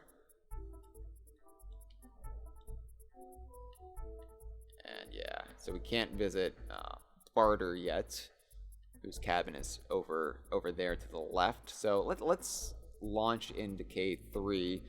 Let's see, I got about 20 minutes left for the stream, so we'll get acquainted with K3 a little bit. Crevice Creepers. Now this is the stage I was thinking about, so it's appropriate we come here.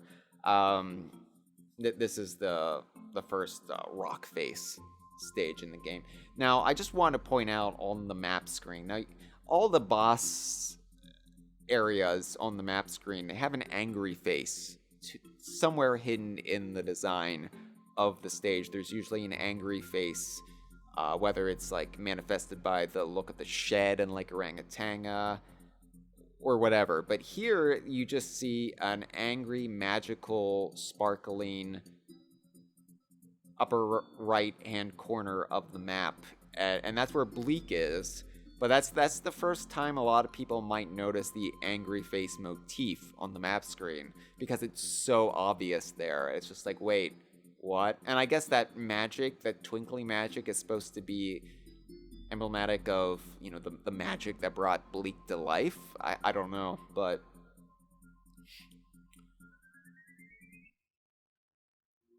yeah. So the first rock face or cliff archetype in the game, and this is another one that it makes sense for them to finally get to in DKC3. It does remind me of Thunder's stage in Killer Instinct, the original Killer Instinct. Okay, that's just a bear coin, and yes, I am running low on bear coins, but not worth the risk at this point, when I can just easily get bear coins elsewhere. Bear coins were finite, like Mumbo tokens, then yeah, sure, makes sense, but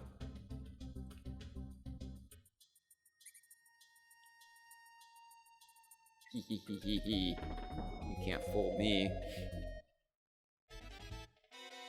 Collect 30 stars, and yeah, it's gonna suck.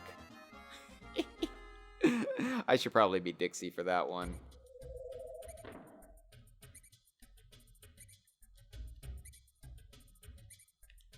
Yo. But I didn't switch like an idiot, so I'm gonna try this kitty. Now I can do it in here.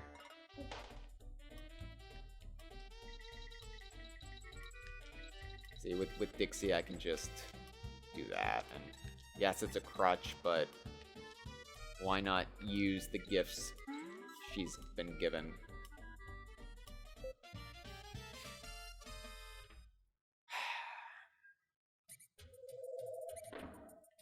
So I guess the implication is, you know, the way this is colored here, it's supposed to be cold. It's not quite like snowy right now, but it's supposed to be frigid right here. Oh no, I missed the big balloon. Wasn't quick enough.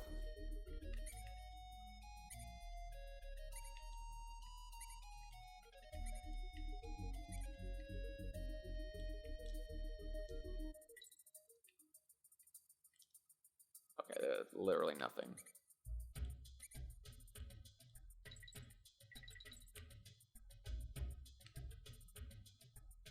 I love the way Kitty climbs on a rope, like when horizontally, because it's such a actual ape way to climb. It's very authentic looking to how like obviously not like gorillas, but you see like orangutans do it.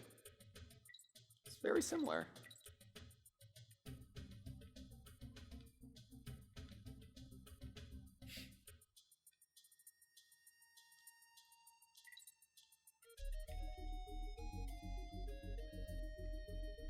Nothing down here? Okay.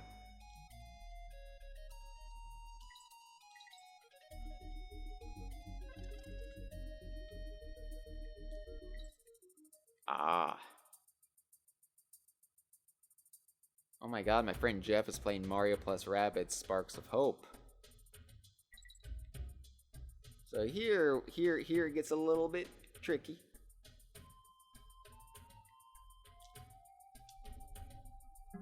Wasn't quick enough. Wasn't quick enough. Still not quick enough. Okay, what? Yeah, this is where I have to really start thinking about it. Okay. I thought maybe I could cheese it. Oh, nope. Nope, that doesn't work. Here, let me switch over to Kitty.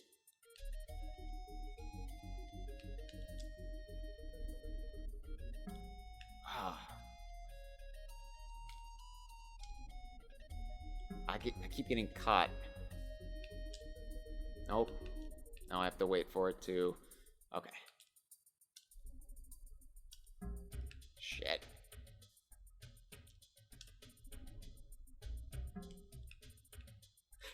This one's hard.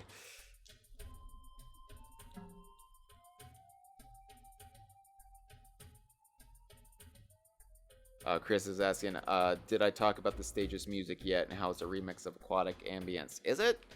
I guess it is.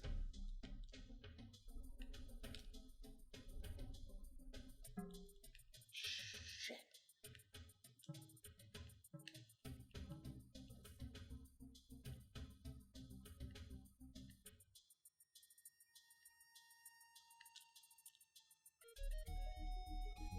What am I doing? I don't know. If I can...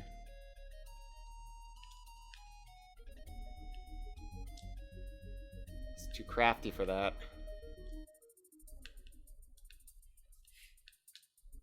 No. Well, anyway, there's Kitty riding a keg, in case you're curious.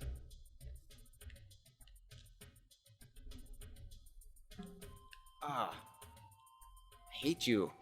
I want you dead.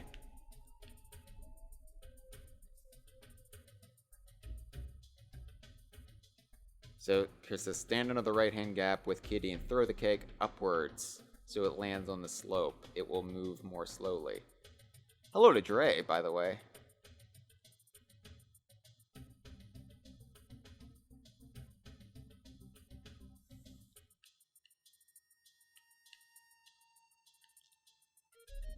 No, I did that wrong.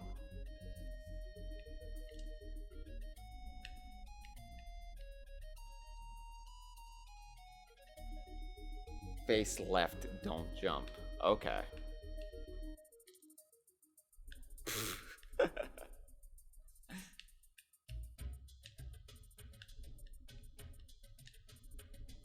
Well, go collect it. Alright, I'm not facing far enough. I'm not standing far enough over, apparently. No, that didn't work. Ugh. I mean, I've obviously done this before in my life, so...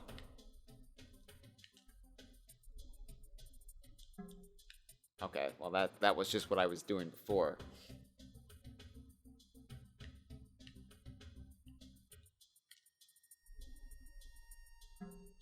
That gets too much of a head start then. Well, that's just... I don't know why I'm so married to that idea. Yeah, this is the one I always think about, ultimately, when I'm reflecting on the really hard coin challenges.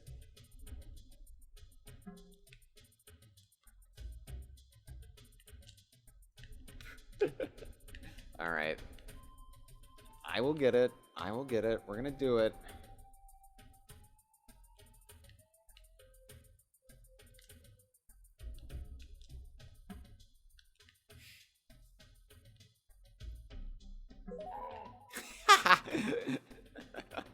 Screw it. Whatever works.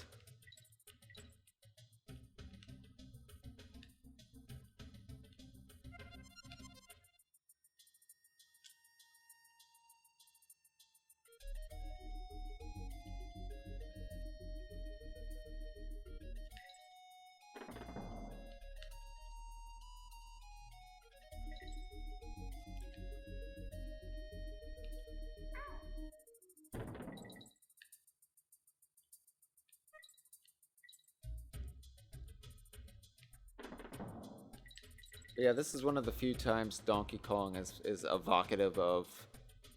I don't know if it's actually going for the American Southwest or it's just reminiscent of the American Southwest, but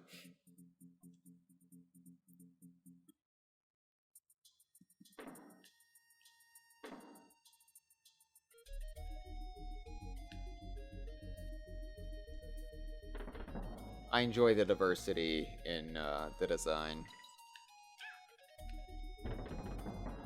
What's really crazy to me is that in their entire tenure with the Donkey Kong series, Rare never did a Savannah stage. And we didn't get one until Tropical Freeze. I know, like, there's some areas in Jungle Beat that are Savannas, but as far as Donkey Kong Country goes, we didn't get one until Tropical Freeze. And it was beautiful. And I'm very glad they waited until David Wise came back to the series.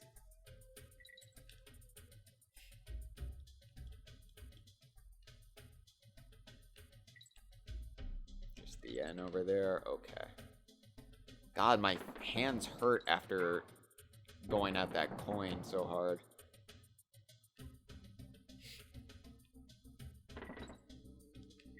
Nah!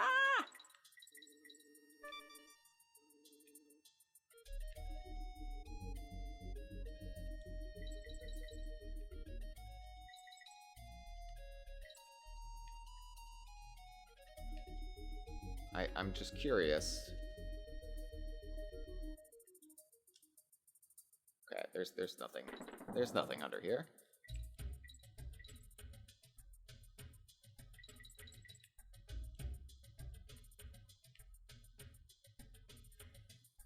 Like actually exploring the rock face. So you just know there's something there, or you want to believe there's something there because of course there would be.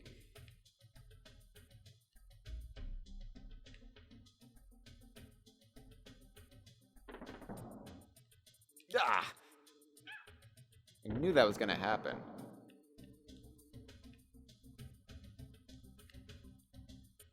It's just a bunch of empty space. I mean, it makes sense, but you just expect secrets. You expect hidden goodies. That's the way Donkey Kong Country trains your brain.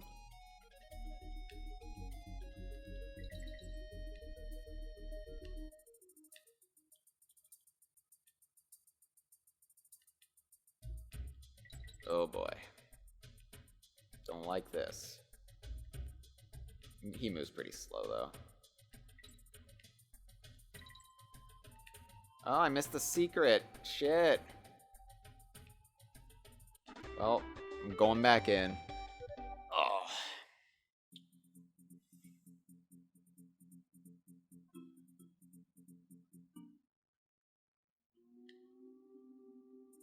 At least I got the coin, right? So...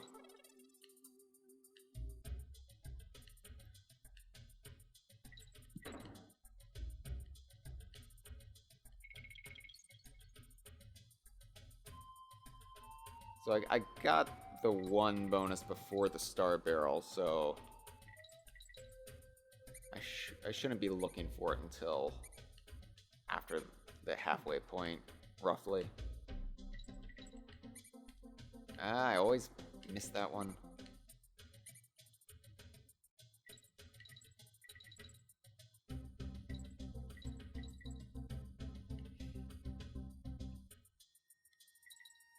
I do like coming back into the levels after the fact, because then you have such more freedom of movement, where you're just not as bogged down by checking every little area, and you can just have fun romping, which I think is an important aspect that too many people who rush through these games and don't replay stages as they play them don't get to experience as much, the romping aspect of it.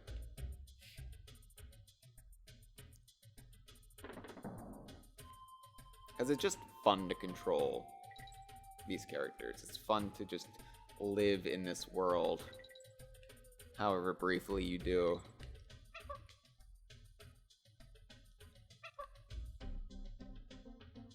Ah, I knew it.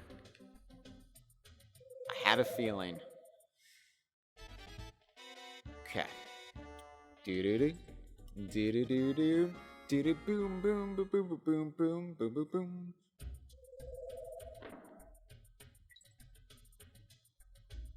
Oh, they really put you back there.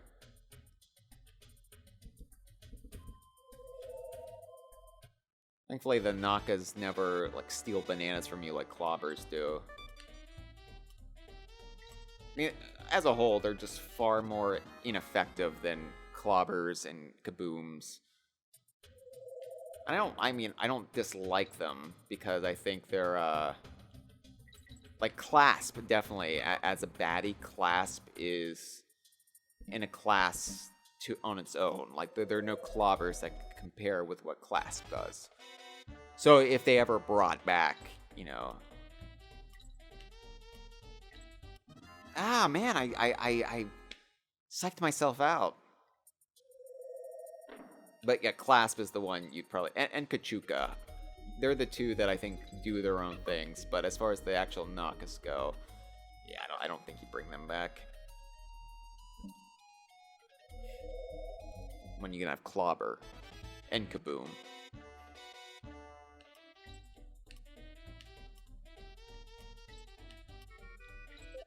Alright, there we go. I got it.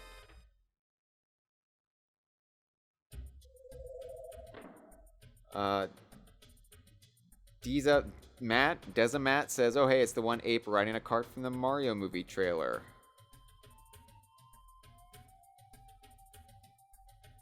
Yeah, Kitty's gonna have a big 2023, allegedly. So, yeah, let's go save it Wrinkly. Oh, she's still asleep. Are we sure she's not dead? Should we check a pulse? Alright, so we are at 52%. We are over the halfway point, people. 21 hero coins / DK coins, if you prefer. 43 bonus coins, 7 banana birds, 3 hours and 42 minutes. And yes, we are halfway with the items that we trade back and forth with the Brothers Bear and Funky. So...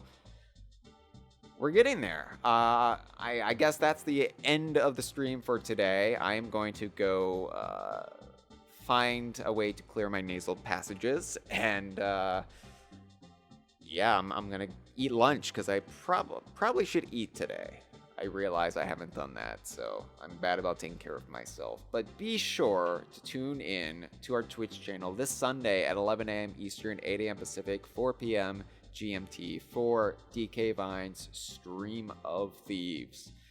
We will not be doing any silly events this time around. We are just going to play the game and try to sink some ships to try to shake off all of the bad vibes we got from getting pursued by ship after ship this past Sunday, and then getting attacked by the Kraken, and of course sinking, which wasn't our fault, but whatever. Also, the Ido crew will be back this Tuesday at 8 p.m. Eastern, 5 p.m. Pacific for their... I guess, grand finale for Banjo-Kazooie Nuts and Bolts. I was on the stream with them last night, and they didn't get to Gruntilda, but they're just at the point where they can go back to Spiral Mountain. So that will be exciting to see them face off against Gruntilda and have not the final stream for Nuts and Bolts, because they're going to be doing the DLC the week following, but they're reaching the high point, the climax of Nuts and Bolts. So be sure to tune in then. And I will be back here next Wednesday, unless plans change, for K3, for the rest of K3, here on DK Vine Done Slow at 2 p.m. Eastern, 11 a.m. Pacific, 7 p.m. GMT. Thank you so much for watching, and have a great day.